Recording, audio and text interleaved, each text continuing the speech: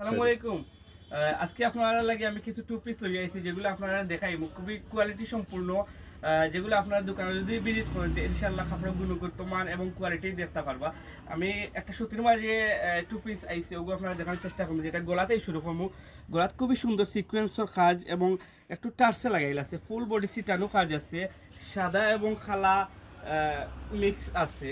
তারপরে আমি একটু হাতাটা দেখানোর চেষ্টা করলাম, হাতাটা দেখবা যেটা পিওর সুতি এবং কটন কাপড় যেটা হয়, খুবই সুন্দর। হাতও ফুল আপনার প্যানেলও কাজ আছে, এমব্রয়ডারি কাজ করা।